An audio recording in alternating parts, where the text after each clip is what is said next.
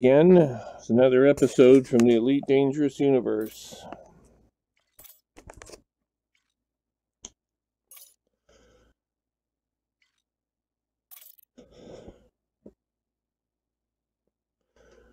And today on Elite Dangerous,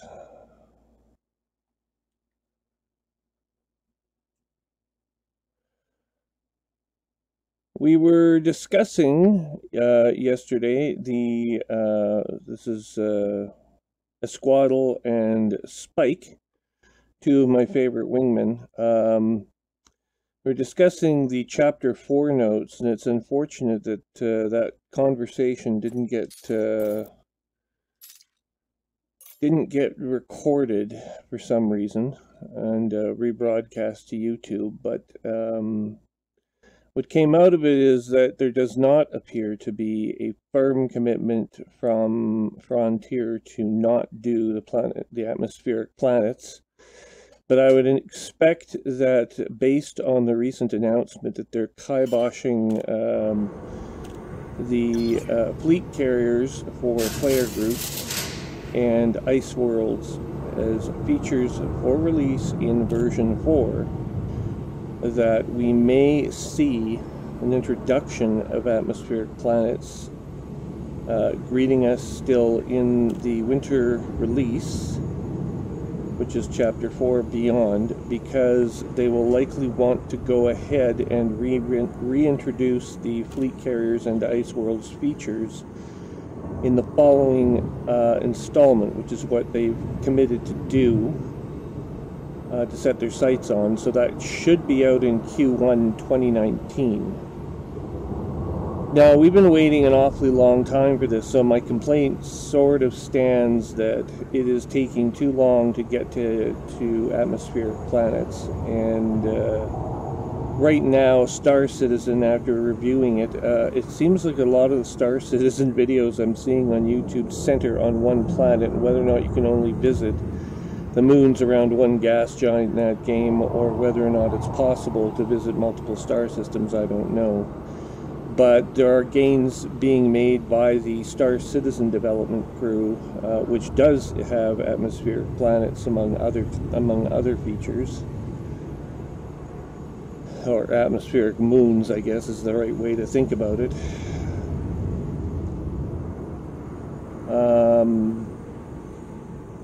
That this game just doesn't have yet. And Elite 2, predecessor technology back in the late 1990s, had atmospheric planets already introduced. So it feels like we've kind of taken a bit of a step back.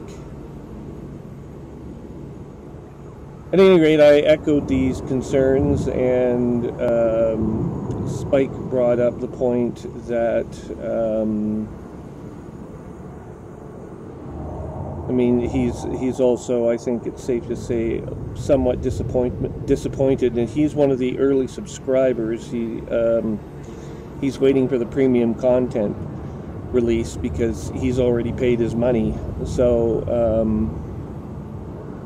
it's not clear yet whether or not he'll have to pay again. But for myself, I'm quite willing to pay extra money for extra features, and if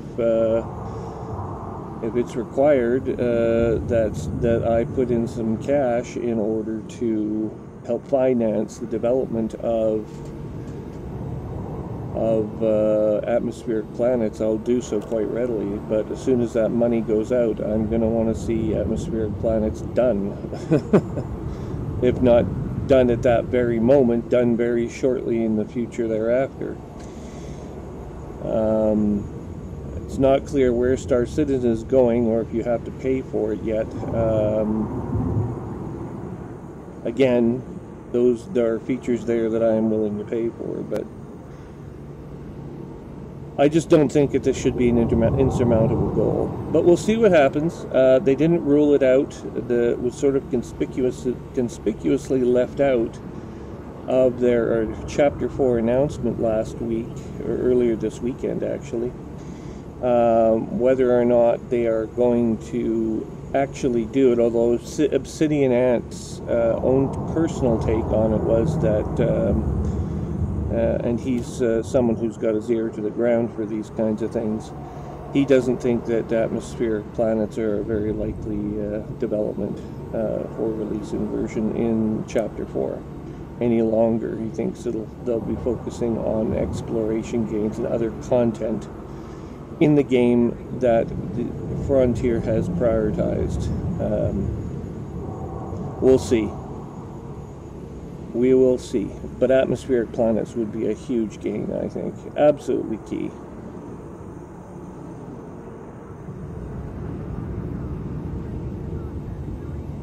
Alright. So we're sitting here.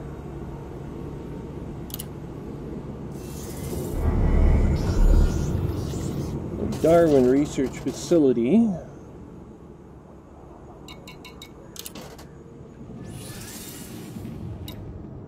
Now I've got 1.8 million in exploration data, and I think I can drive that up a little bit more in terms of income.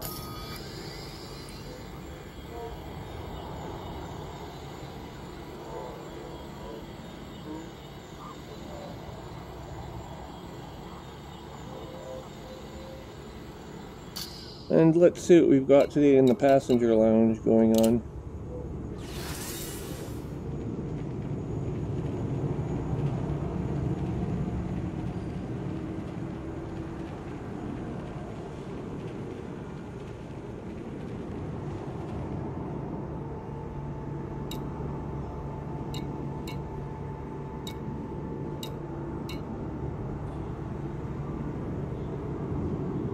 We have a 3.3 million, 2.9 million, 3.8 million. No, that's not.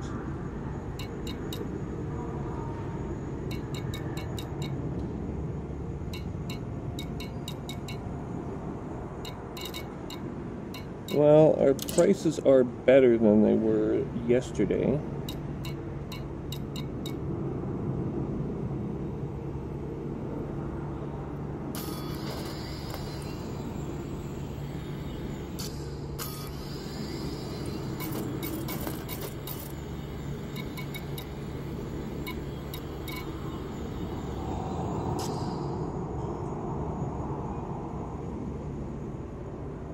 So Deep Space Investigations doesn't seem to have anyone for us here at all.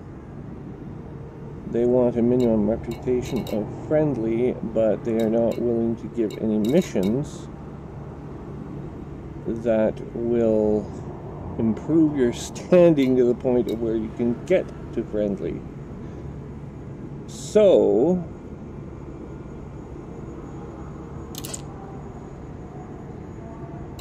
we'll take the 4.1. Let's just see here. Yeah, we'll take the 4.1 here.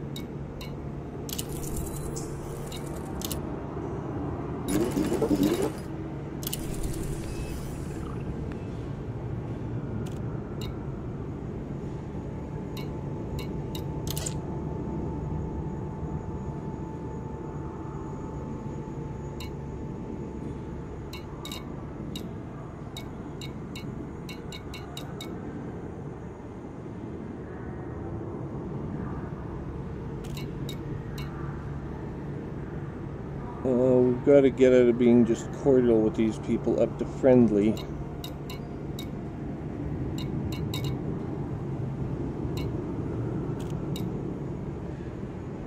To that end, we will take this 2.0 million credit mission as well.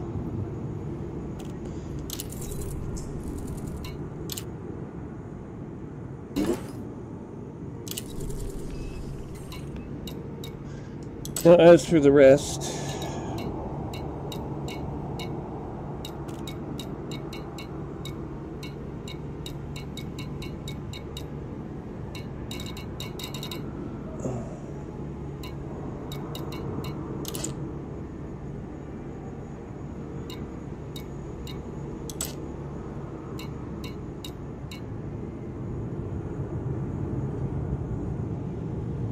Well, we'll have to switch over to the main menu, board hop, and see if we can't get some more missions.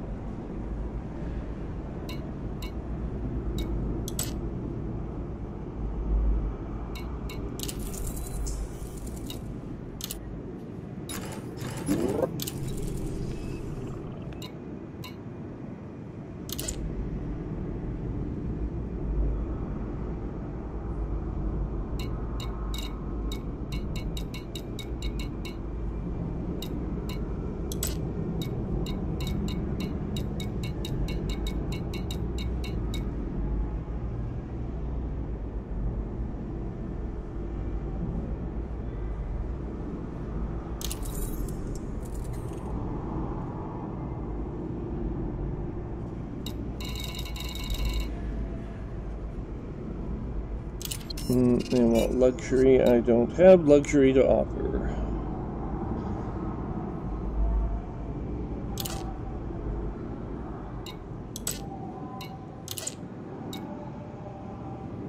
Do, however, have a couple more of these missions. At 3-7, we can take that one.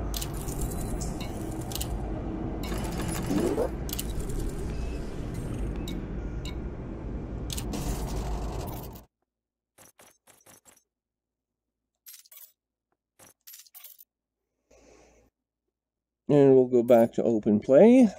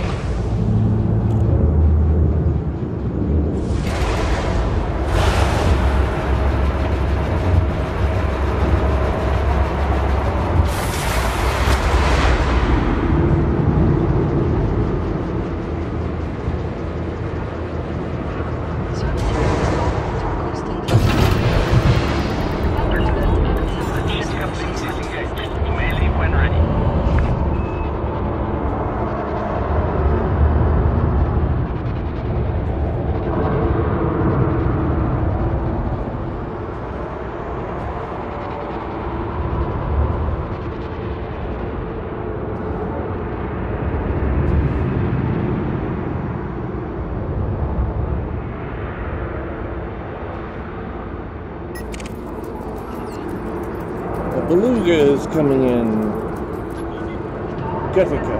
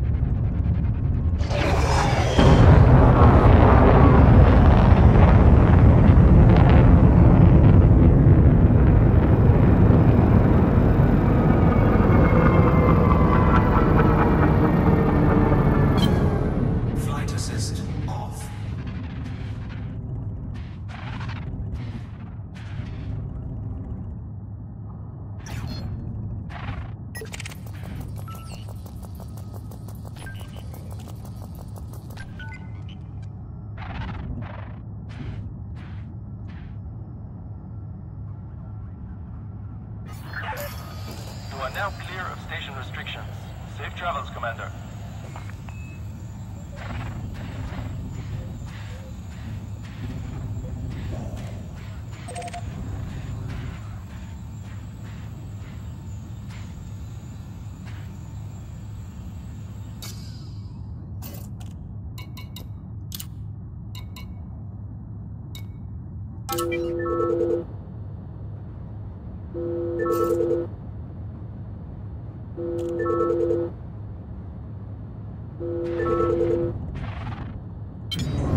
Flight assist on. Flight assist off. Flight assist on.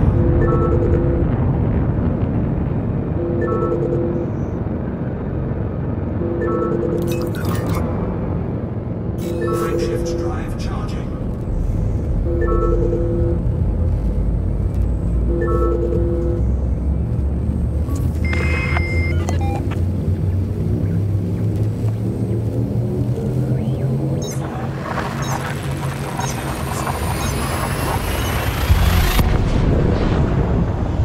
Hello?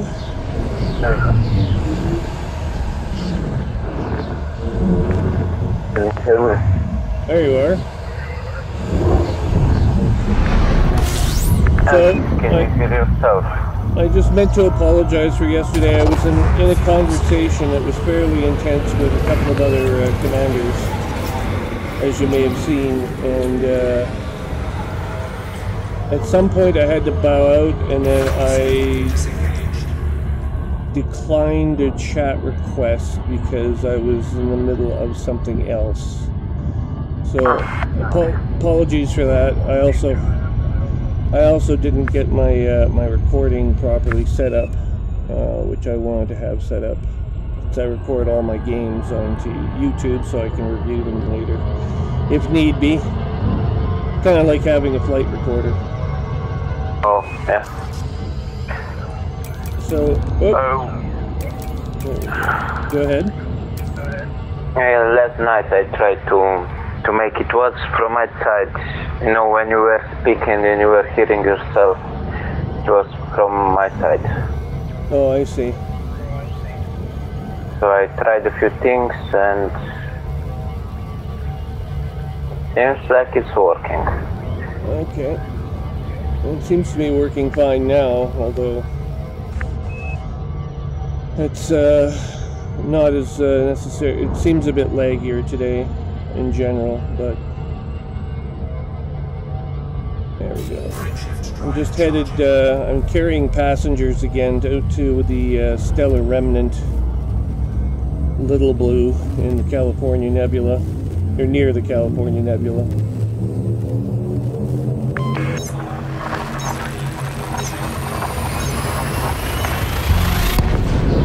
I'm entering the system where I'm wanted for all sorts of crimes that I committed.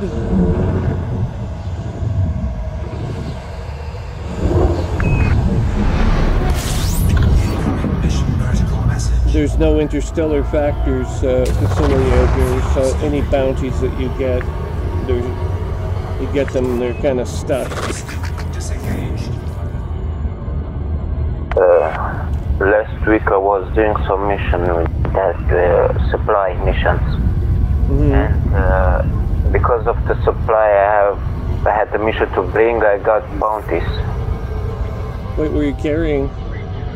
Yeah, slaves and narcotics, and all those give me bounty. Yeah. Well, you can't be carrying drugs inside the Federation. The Empire will tolerate them, but narcotics are not allowed in Federation. If you get caught with drugs, then you'll be arrested. I was in the Alliance region. Oh, well, they don't like drugs either. It was part of the mission. It was with. Hang on, I'm under attack. Oh. It is a Viper that's attacking.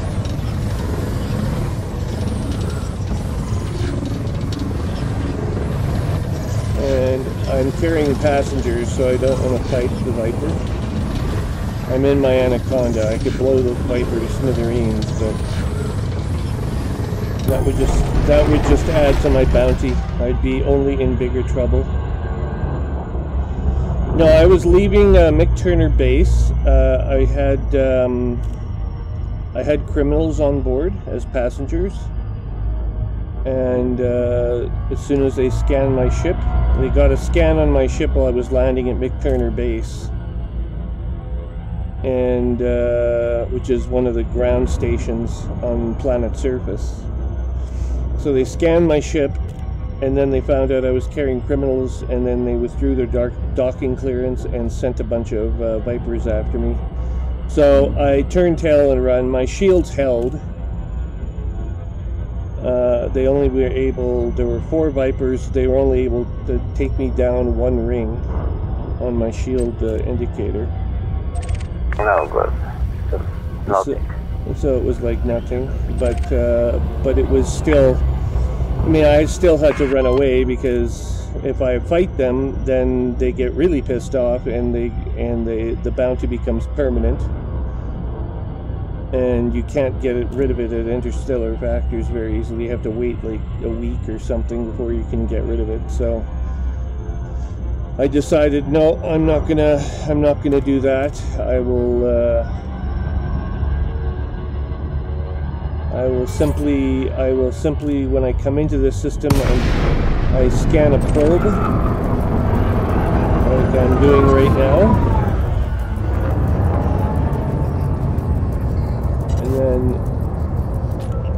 Incoming mission critical message. There's a tourist beacon, and then I go to the stellar remnant. It's a big, it's a single star in a no-planet system inside of a little nebula, and it's a flare star type class B star, blue giant. The surface temperature is 80,000 Kelvin. It's a blue star, but it has an ultraviolet, it shoots out ultraviolet light. So it's kind of weird. It's kind of like being in a bar.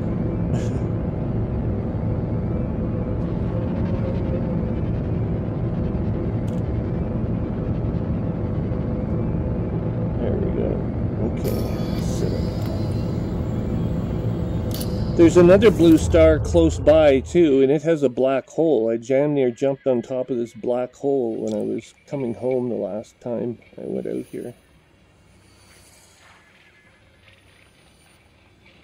Have you ever seen a black hole? In the game, no. I'm not playing for that long this game. I started playing like 2 months ago. Oh. Well, when you see a black hole, you don't want to get too close to them, because they have an event horizon, and then you get stuck, and you can't get out of it. And you might end up blowing your ship up or self-destructing or something like that. Oh, God. Yeah, I'll try to avoid them.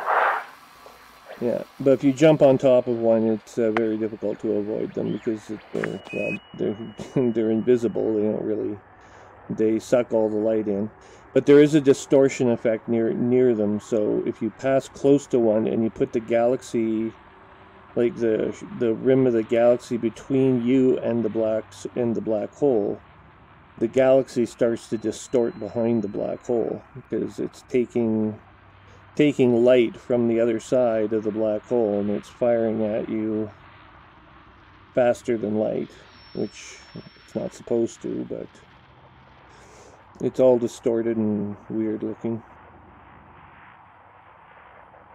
Anyway, I don't like them either. They're pretty scary, so...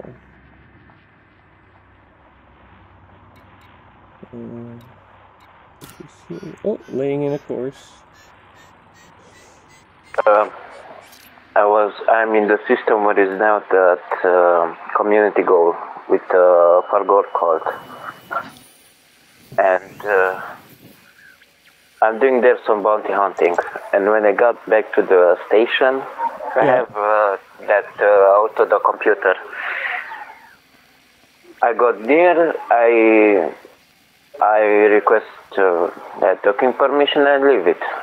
And I start looking around, and I'm hearing saying ship under attack. And when I was looking, there were the Targoids attacking. Oh, really? Like, what the fuck? Oh my god. So, was this was near a base, you were saying? It was at the station where it's not the community goal with the far goal card. And it's full of non-human signals. And there's Thargoids all over the place. Yep. Oh, that's sketchy. That can only mean one thing. A Far God cult is actually in league with the Thargoids. And they're operating as a fifth column. But there were some other commanders there and they destroyed that. It doesn't look like they wanted to attack the station. Well, it's hard to say. I mean, a single Thargoid interceptor is not going to be able to attack a space station. But they usually, when they come and they blow up, they damage space stations every so often. And when they come with like hundreds of these Thargoid ships. And attack the station simultaneously, and then the station, after they leave, the station is on fire and everyone wants to leave to be evacuated, and you can do evacuations and the rescue missions, and then the Federation or someone sends a rescue megaship into the sector, and it usually parks near the station, and you have to take refugees from the space station to the rescue ship. Yeah. But when you dock with the station, it's on fire, and your heat goes up because it's on fire on the inside. So you won't like that. You need a few heat sinks. At least 3 heat sinks have to be available, or you'll take damage from the starbase, which is on fire. Oh. Commander Cathexis is online, whoever that is. Some of those people I haven't seen in like ages. And that guy, I don't think I've spoken to him in probably 8 months at least. Oh, yeah.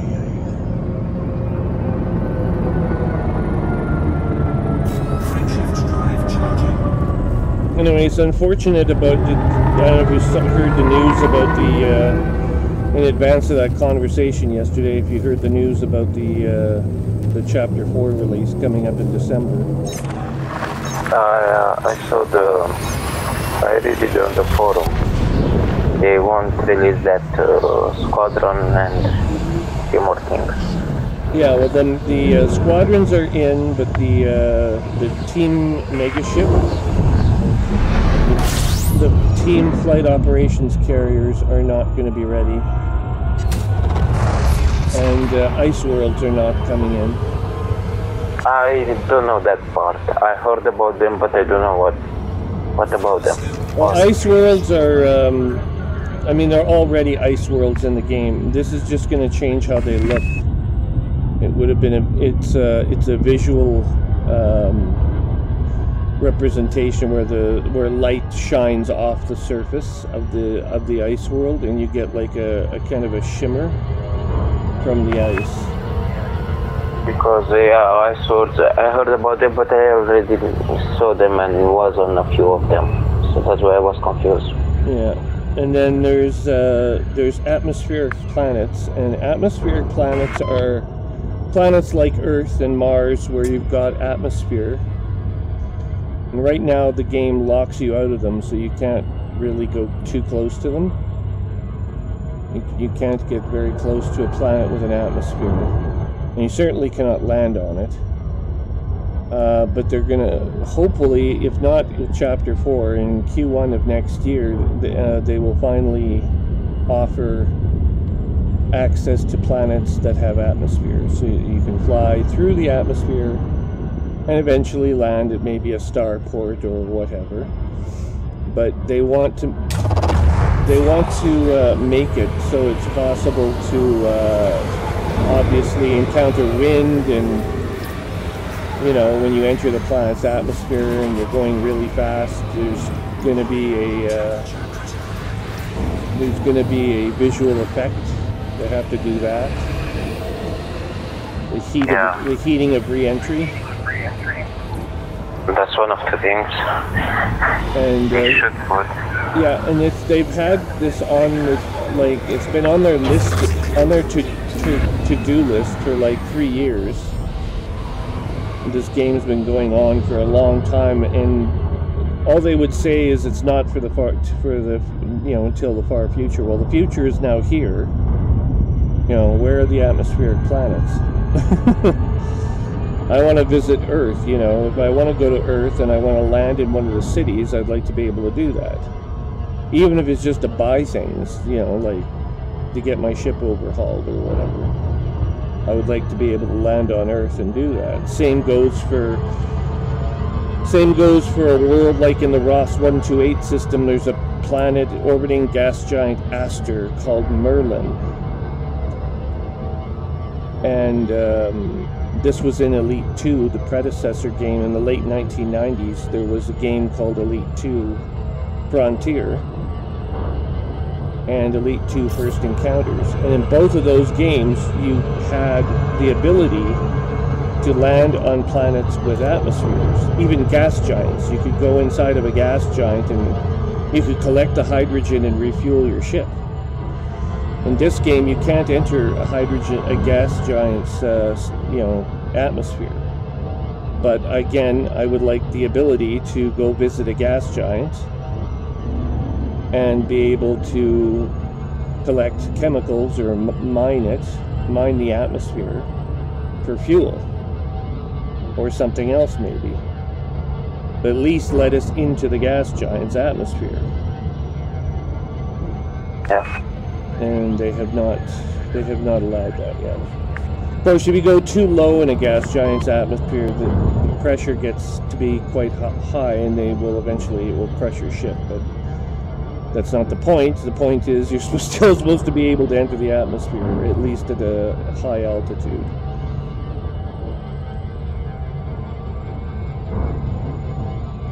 But they would have to make, I mean, especially where gas giants are concerned, they have to make changes, because a gas giant's atmosphere, you know, it's constantly changing, right? It's not a static thing where you just have like a band of clouds and they never change. I mean, obviously, once you get into managing a gas giant's atmosphere, you are adding code to the game. Giving it capabilities it doesn't already have. Right now, gas giants are very static looking. They don't really change very much. They just have bands of clouds and that's it. Which is fine for, you know, it's been fine for a while, but,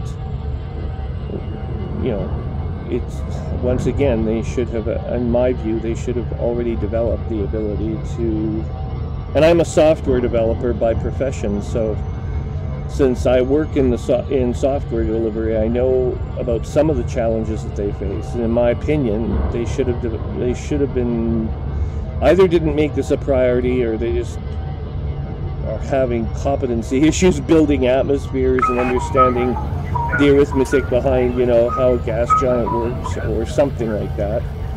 And I would like to be able to you know, they could probably find people who do know how to do this if they don't have them already, and fix it so that we can actually fly through gas giants. Frameshift drive charging. Okay, and now we're leaving this sector. And we'll visit the NGC sector.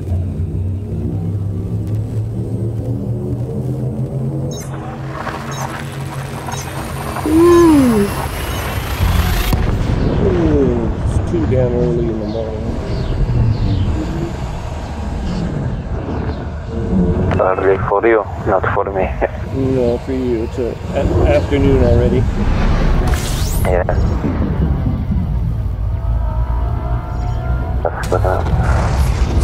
But I don't know why.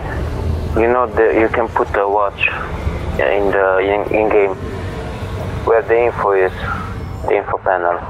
Yeah, it's 1439.06 at the moment. So Yeah, mine as well. The same. I don't know why it's like this.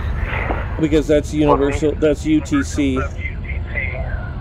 That's the world clock. It's basically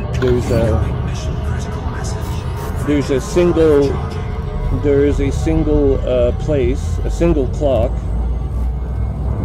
that I think it used to be called Greenwich Mean Time. Greenwich is just outside of London. I guess it's inside London now, in England. And that was supposed to be, it was plus 12 hours towards the international date line and minus 12 to the international date line on this side of the world. I'm in UTC minus 5 or 4 right now, one of the two. The time zone I'm in is called Eastern Standard Time, North America.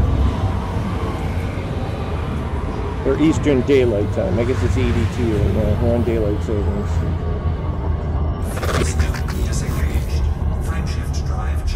The Americans changed the law recently so that the time here, well, time in the United States, that basically Canada just followed them, did what they did. A few years ago, it was under Bush, I think. They changed it so that daylight savings time went an extra month or two in the year. So now we're only on standard time for like 3 months of the year, and the rest of the time we're on daylight savings. Okay, so my computer and phone and everything is UTC plus 0. Dublin, Lisbon, London. Yeah, you'll be in the same time zone as London, aren't you? Yes, I am. Yeah, so you're in. That's why it's 23. So now at here it's 3:41, and in game it's 2:41. Yeah, because you're on British Standard Time, BST. Or no, you're -1 off of GMT actually. In London it should be 2:41 right now, I think, unless they're on daylight savings in England. I don't know. England here there is, but I heard they want to get rid of it. Oh, okay. Well, all I know is that the British have set the time for the whole world for damn near forever, and I think they were basically going to be setting the time for the whole world. And you have to remember, this is an English game, so in the year 3000 they still see themselves as the timekeepers, I guess. I think so. So throughout the galaxy now, it's 2:42 on September 3rd, 3304. Okay, next, we're jumping into the BD plus 30 system, 623. 24.5 light years. Gauge charging our jump drives and jumping in 3, 2, 1, jump.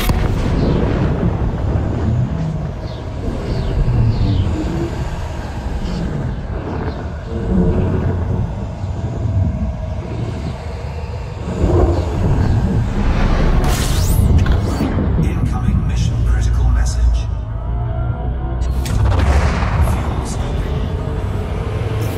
This star is really big.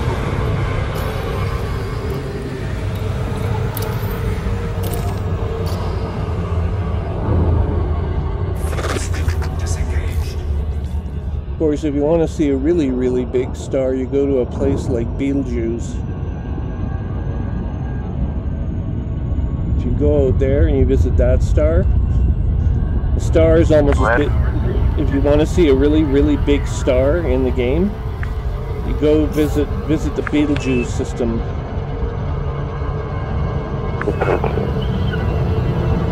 Beetlegeuse.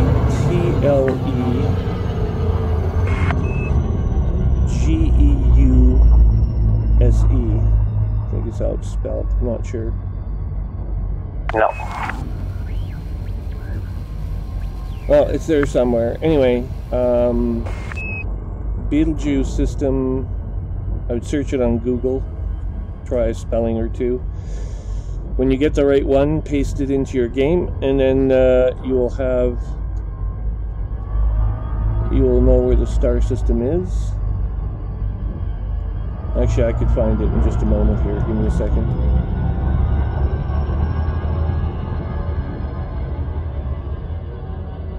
I'm 4 light seconds away from this probe that we have to visit. The tourist spot.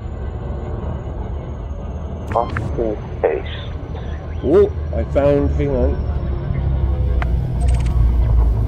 We have found an unidentified signal source. Threat 0. We are going to have to visit that first. One moment. 400 light years. Yeah, so you go visit that star and you will see, I mean, don't do it now necessarily, but if you ever get the chance, go out there, you'll see a star that's almost as big as an entire star system, which is realistic. Right now, Betelgeuse is actually about, I think it's about 600 light years from Sol. 400 for where I am. And 400 from where you are, and it's but at 600 light years, that star, when it's basically in its dying phase, right? So it's getting ready to explode. When it explodes, oh, there's a data cache here. I don't really want this data cache thing. When it explodes,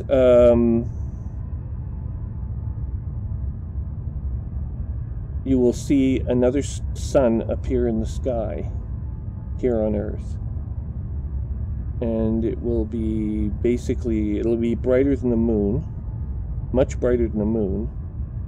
Won't be as bright as the sun itself, but it'll be brighter than the moon. And it'll be there, and it will be there for about 3 months until the star degenerates into either a white dwarf or a pulsar. Even on the galaxy map, looks big. What's that? On the galaxy map, it looks big either way. It is very big. As I said, it's as big as, because right now it's a red giant and it's expanding and contracting like it pulsates. In reality, not in the game, but in reality it pulsates. And it goes out and then it contracts, and then for another few months it goes out gets larger, and then it contracts again. And it'll do this for probably another several hundred years at least, or maybe 1,000, and then it will explode. Let's see. Okay, with this ship it takes me like 51 jumps, which is too much. Yeah. Well, don't do it right now then. Wait till you have better ship. But at some point you want I have the other one, but I don't have it in this station. Yeah, do it later. I have There's nothing really there at that star. There's just a couple planets. You can mine the first planet. Planet 1, Betelgeuse 1 is heavy in mineral content. I think it's 100% metal, and you can mine it for minerals. Give me a moment here. I'll figure it out in a moment. Frameshift drive charging. Laying in course to the space probe. 4, 3, 2, 1, jump.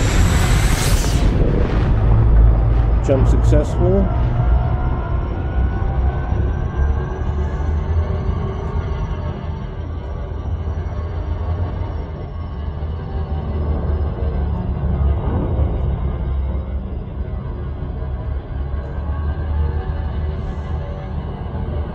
$20,000 kilometers in closing. 10,000 kilometers and closing.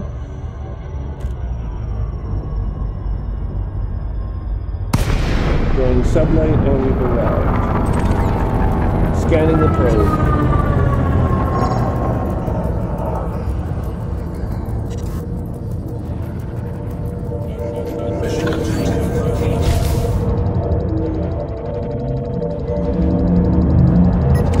We collided with the probe.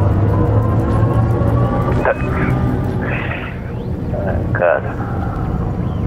It's quite alright though. The probe is not damaged. And neither are we, because our shields are so strong. Oh, we got some anomalous scan data, that's good. And we have one more ship over here that we have to find.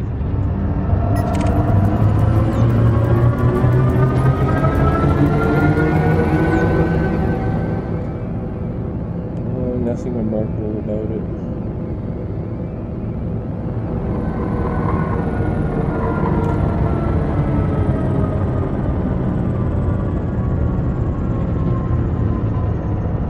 So, if I go to my star map,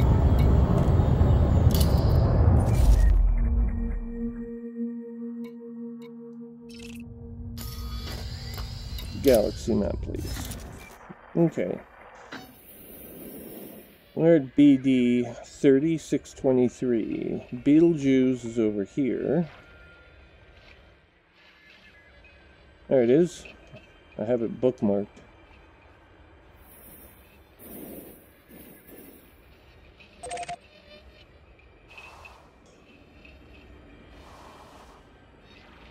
Betelgeuse system.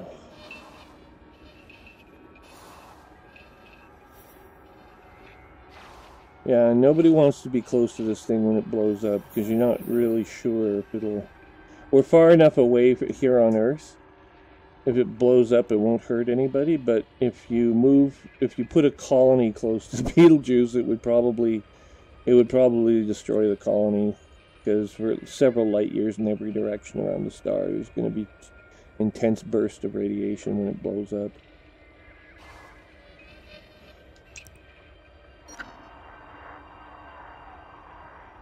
Star Class M Red Supergiant, 527.61 light years away.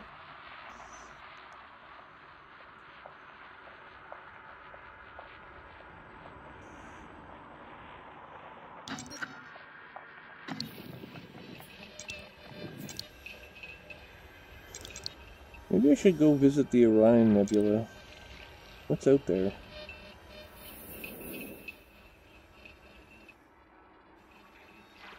Oh yeah, there's the Witch Head Nebula.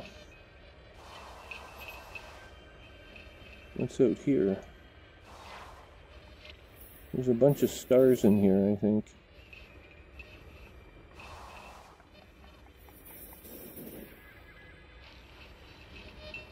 No, that nebula's mostly empty.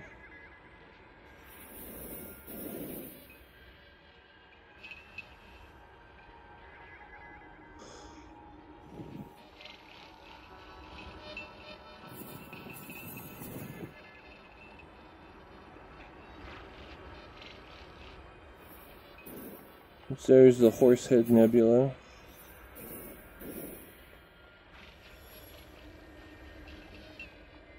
Hubble took a picture of this several years ago.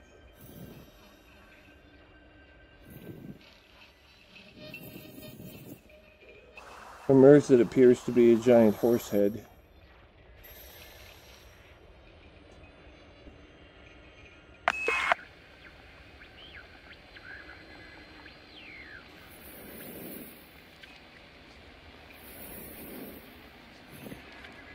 Then there's the Orion Nebula.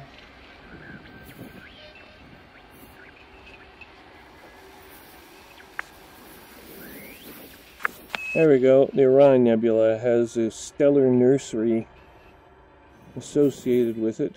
Near the Running Man Nebula.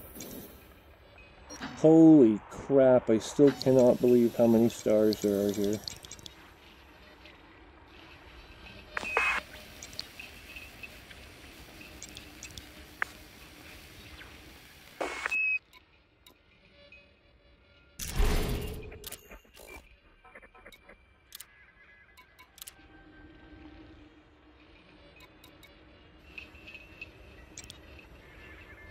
There's a base here.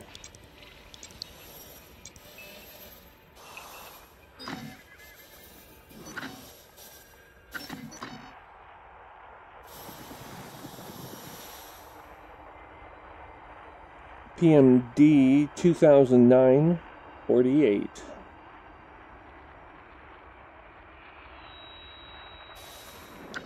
I have no additional data on that star.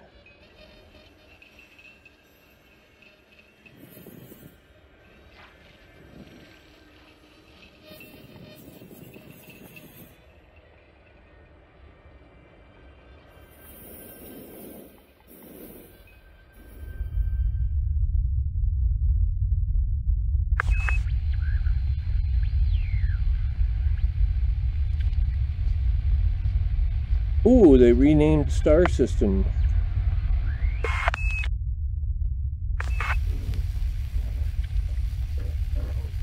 Colonia got renamed.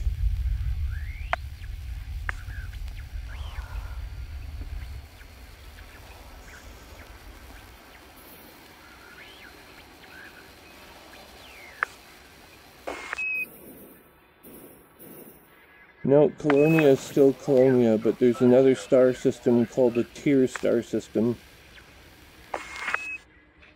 I heard they changed the names of few systems because there were others with the same name. And it was confusion between the names. Yeah. Something like this. Well, eventually all these numbered systems with EOL, PRU, LWL, C8, 275, and so on and so on and so on. All these long names, they're going to eventually just give them new star names because no one's going to call their star system that forever.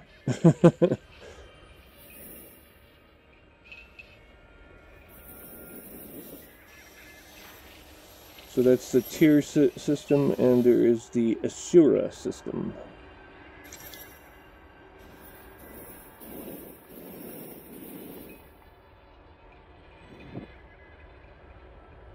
And Beagle Point has been named, and what else has been named?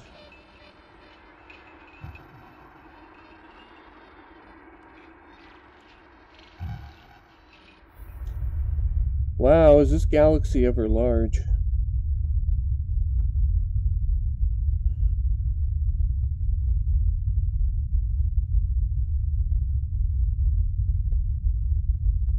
You know, there's 6 trillion humans in the game, and it's still a tiny, tiny amount of space that the humanity occupies.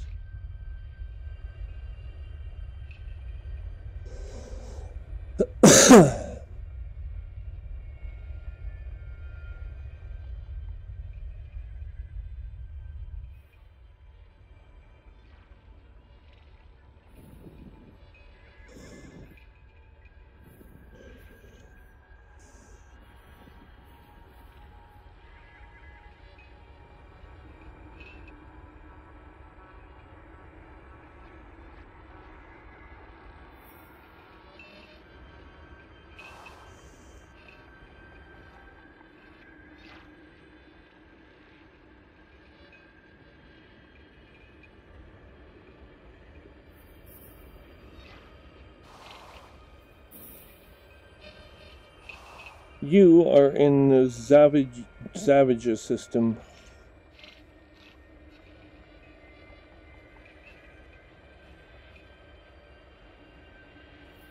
According to my information.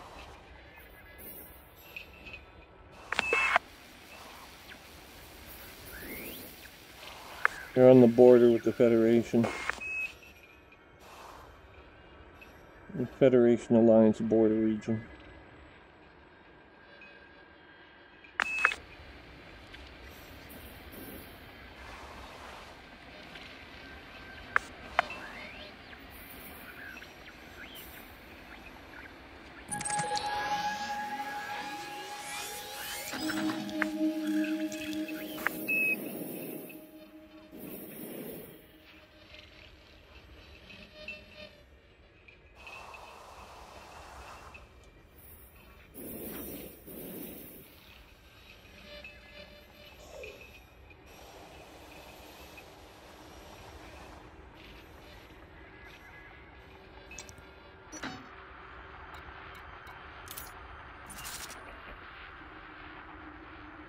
And I show the community goal to be somewhere in the star system, but I'm not sure where. It's either at Wheellock Ring, and it is at Wheellock Ring.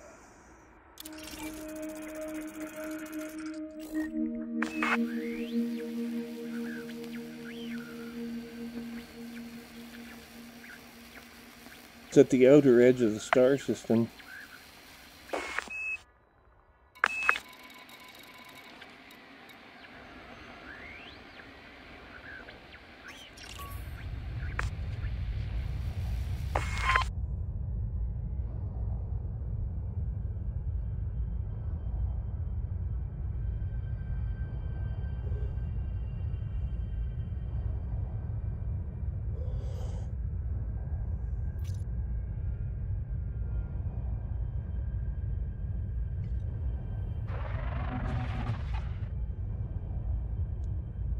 Okay, so now Frameshift drive charging. Ready to engage.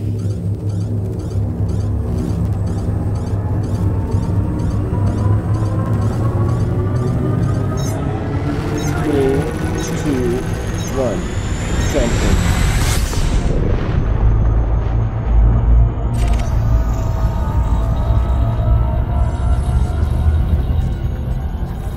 Oh, we haven't scanned the star before.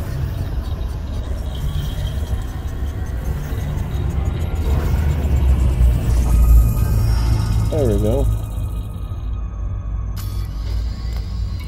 Anything special about the star?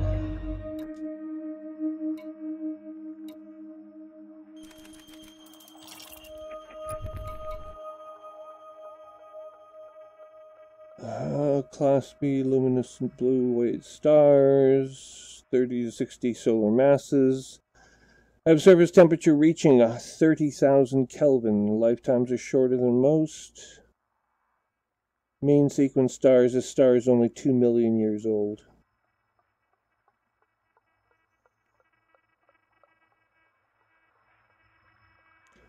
It might last about halfway through its lifespan. It'll last up till about 4 million years, and then boom!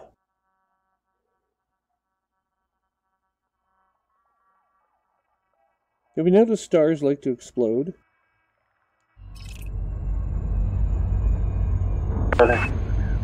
Stars, they like to explode.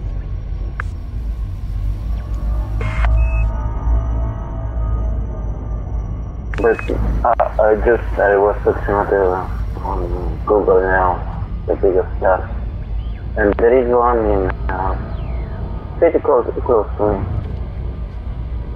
Where's that? Arcturus. There is a star, Arcturus, that's near to me. Yeah. It's one of those big ones, and it says, I want to see that this is mechanic. Orange giant star with special type K, orange giant like other stuff, and reach the end of their lives, they have to move off to the main source. How do they have stopped using in the car? So there is one star in the bubble that's almost ready to explode. Yeah, but they don't I don't know what's going to happen to Arcturus. Stars don't have to blow up. Sometimes they just turn into pulsars or white dwarfs. White dwarfs are another scenario for an end of life of a star. And once they're a white dwarf, they burn the rest of their fuel up, and then they are dead, and they turn into, I don't know, very highly dense neutronium.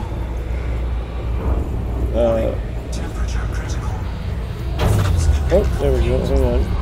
They turn into neutron cores, or brown dwarfs. They just don't have any. They don't have any fuel left, so they can't ignite.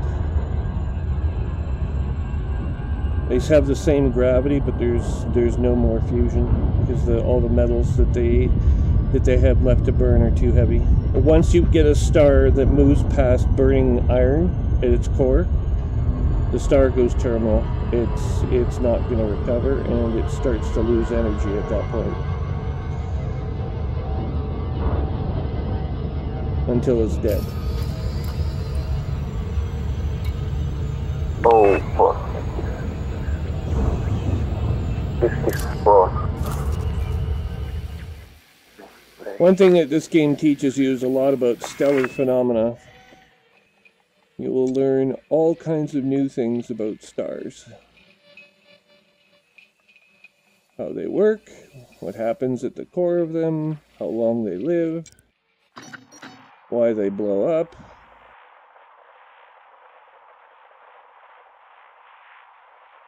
We learn a little bit about nuclear fusion, and that's about it. And then, boom!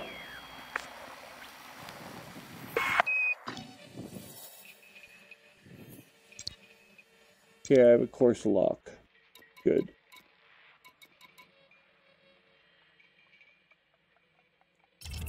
I need to start doing engineering on my ships. So I have 103 million credits right now. Shift drive charging. And I'm going to head home, well, to my base, out here in the California Nebula. And I should have 320 by the time we're done. Sorry, 120 million by the time I'm done.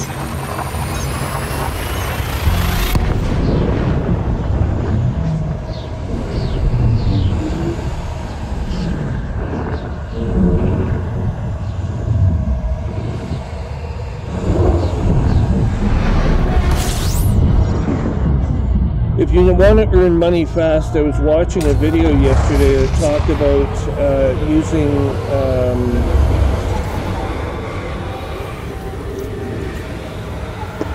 doing missions for the Antil mob in the Pleiades.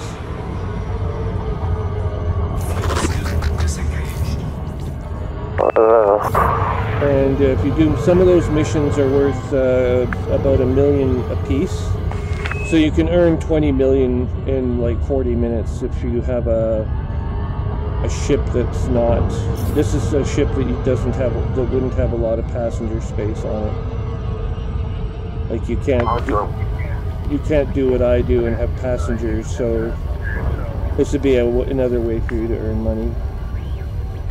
And the Antil mob, they're at war with everyone. So, but you can burn this other system off. I mean, there's no reason you'd want to stay in that system. So if you become a criminal by doing work for the Antil mob, it only affects that one system, and no one else has to know anything about your reputation.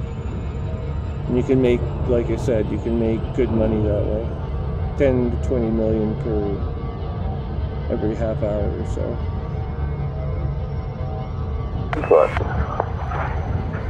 And that would give you a bit of a kickstart in terms of your own abilities. But you need an SRV. You could pull it off if you just take a Sidewinder, like buy a Sidewinder and have an SRV bay, no shields, nothing else, just an SRV bay with one SRV. and then you land your Sidewinder on the planet, close to where the mission objective is, and then you go and you shoot the energy generator at the settlement, and it goes offline, and there's an alarm, and everyone gets all pissed off with you and tries to blow up your SRV. You may or may not get away. It doesn't really matter, because even if you don't get away, you get reset back to your ship. You take your ship off the planet, run away from the base, go back to the... you can either do another mission, or you can... Well, you have to go back to base and get another SRV if you lose your SRV. But you make, you'll make like over $1 million, which is more than what an SRV is worth, or what a Sidewinder with an SRV is worth.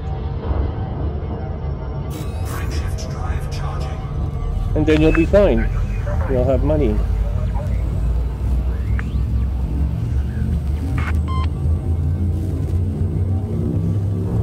If you're not blown up, then you can keep doing this again and again, and you have to just do one.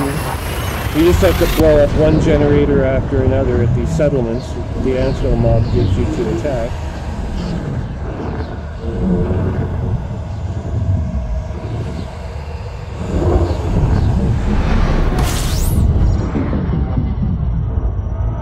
And then that'll be it.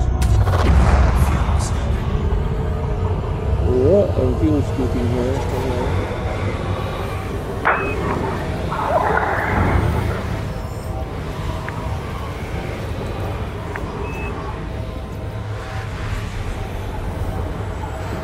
I was lucky with that. I don't know how I found that in that system, that station had a lot of missions with supply, and I was getting like 3 or 4 million per mission, and I was doing like 4 missions at a time. Oh. And I don't have that much time to play, but still, I didn't have any money left. Yeah. I was in my Sidewinder after I lost my crate. Yeah. And after a week I had the Crusader, the SP Explorer, and 20 million. Oh, good. So you don't really need... You don't really need any more money then. I was... Oh god. So cool. You always need money. I'm just kind of joking. Yeah, because I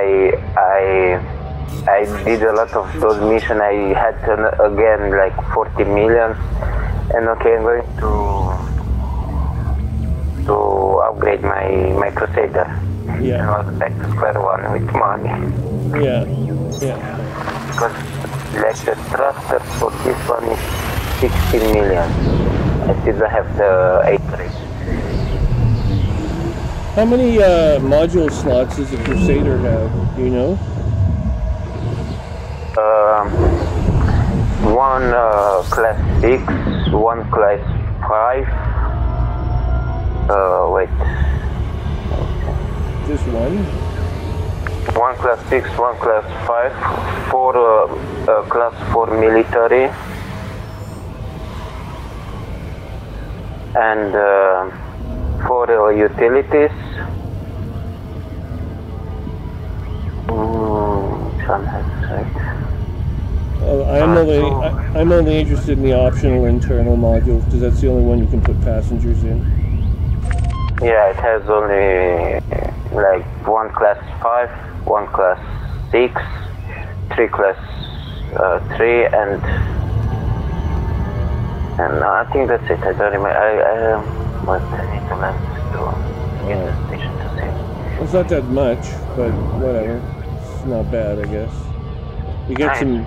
I know there's some military slots, but... Yeah, it's primarily it's for combat. Because it's the only from the Alliance that has a fighter bay. Yeah. I think I'm allowed to buy the Imperial Clipper now. because I have a rank of knight in the Empire, so maybe I should do that. I don't want to think about I heard there is a lot to do to get to. Oh, there's lots to terrain do. of the ship. Oh, I accidentally launched a heatsink. And now there is, I just ejected a heatsink. For no reason. It was an accident. Now I only have 2 heatsinks left.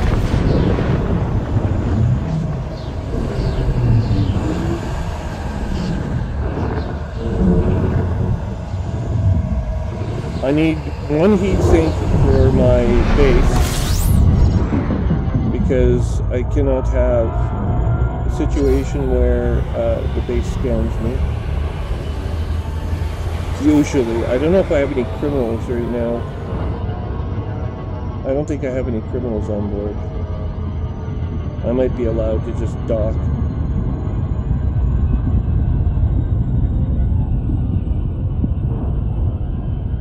Over here and scan this planet.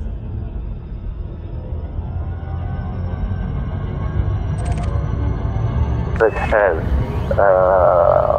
internal. Oh, we're going to scan this planet.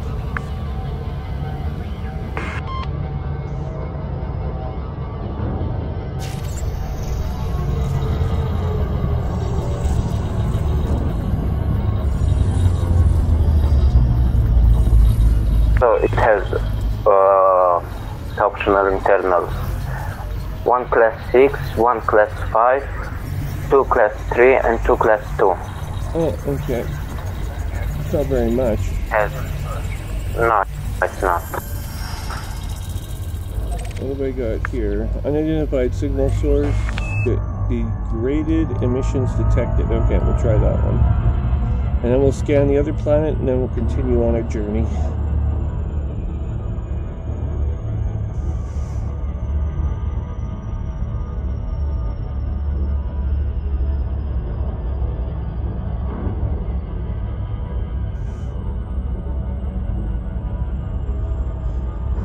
And then maybe we'll have a sandwich. I have to have lunch soon.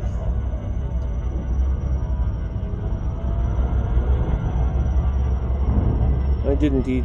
I only had like a few potato chips this morning. I haven't eaten anything really.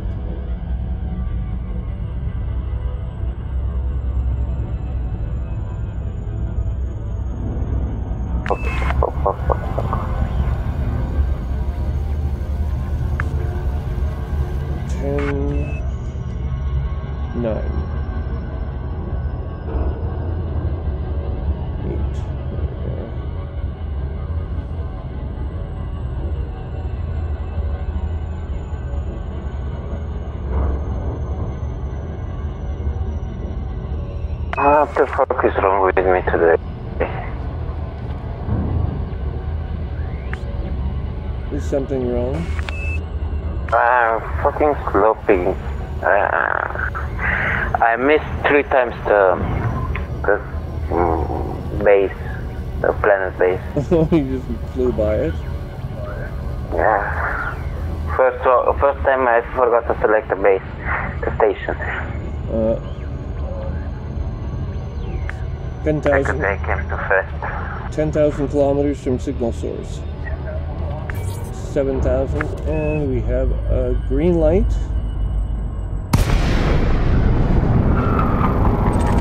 Another canister of data that I don't want because they're illegal and I'm not taking them.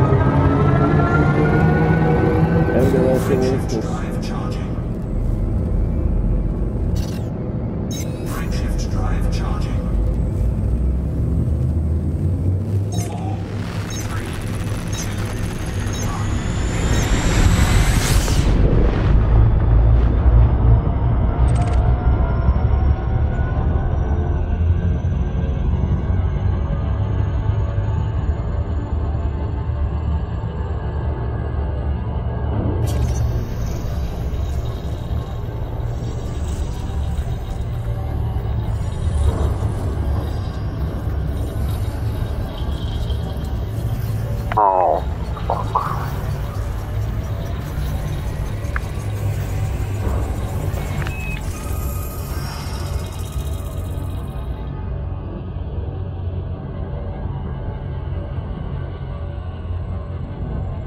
What is another planet?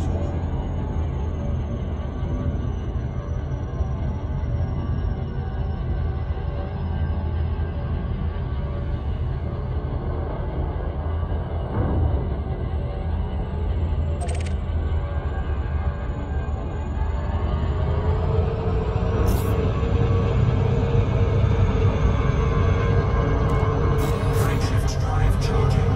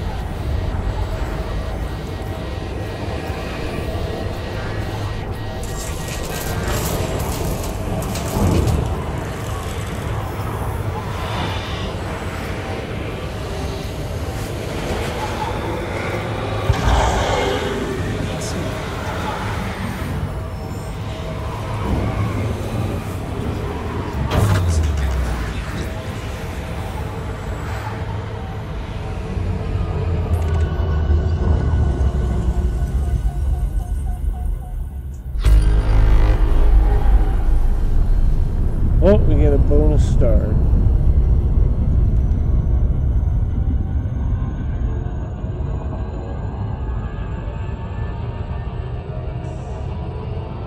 Oh, this one's close. Oh, the best. This is a binary star system. These stars are not close to one another, but they're close enough.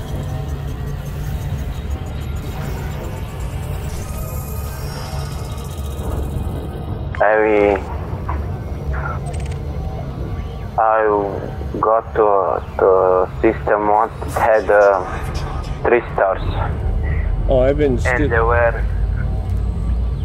they were close together, all of them. Oh, really? I've been to systems where there were 2 stars right next to each other. They were less than 3 light seconds apart, and then I got chased by someone in the game, and I flew between the stars in order to try to lose them, and I succeeded somehow.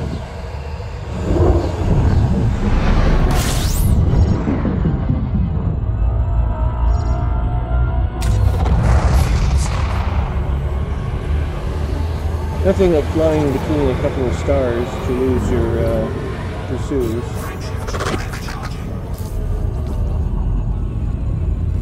Shocks the hell out of them.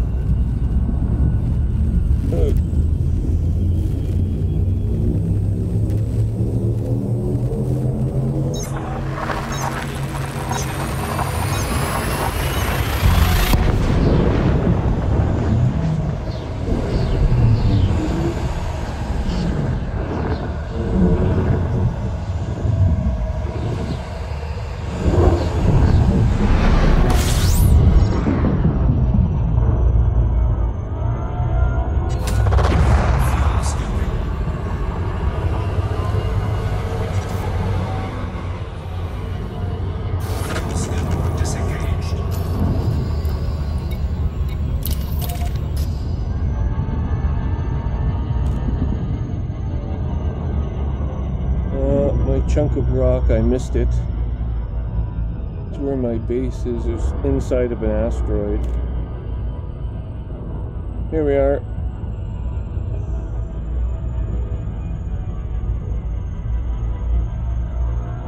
It's something new. I think this is the first time I see the landing pad. You know, the hologram usually have a color. Oh, and usually I only see them orange and red, and this one is blue.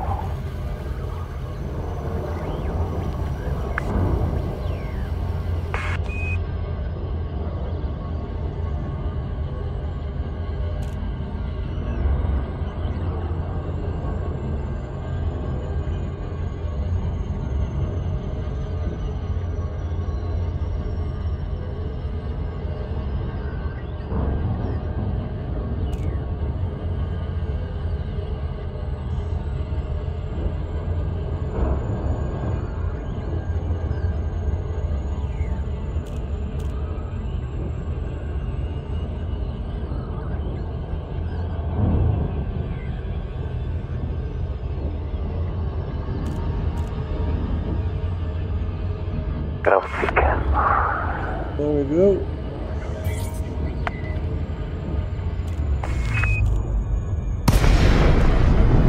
We're in orbit of Darwin Research Facility, which is inside an Please submit a asteroid. request to STARCOM before docking, and enjoy your stay, Commander. They hollow out their asteroid and then we put a base inside. Yeah, I've been to one of those.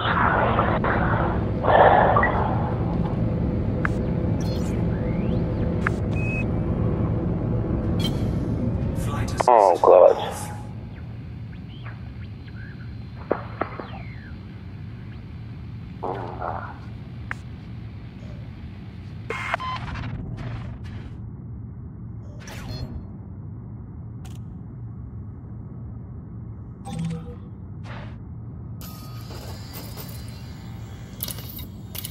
What I get for not reading everything. Landing authorized. Make your way to landing pad 17. Flight assist on.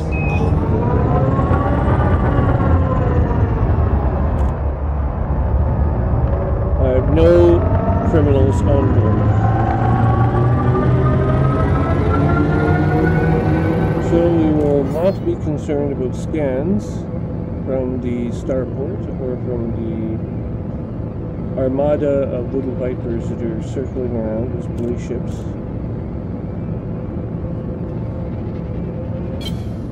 Flight assist off.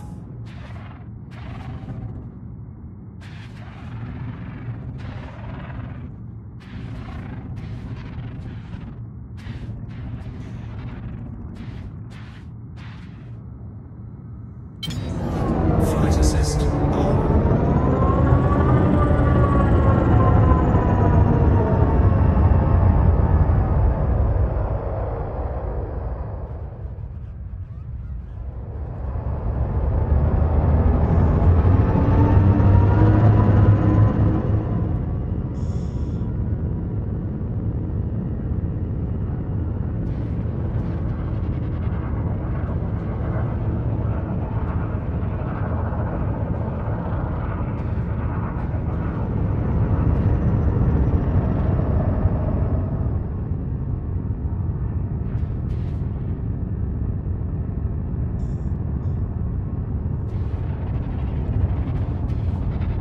And now we're going inside the Approach starport. vector is good, Commander. Maintain heading.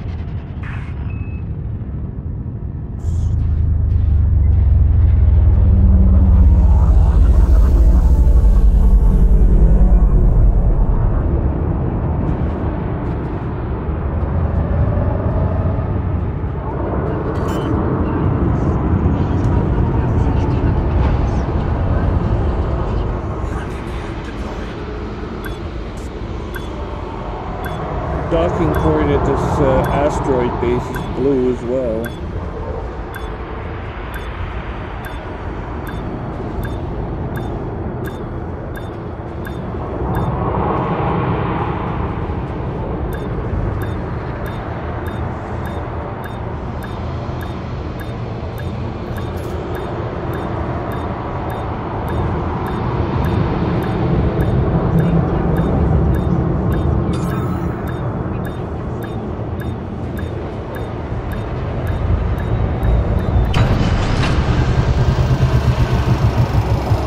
We have returned. Ship is down. Clear for system shutdown.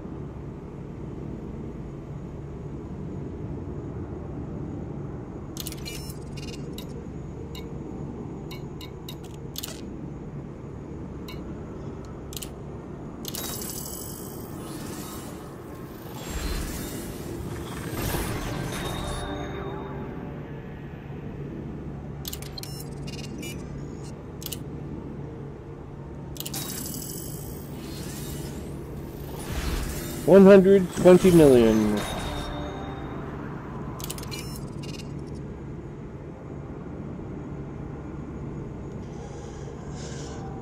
Okay.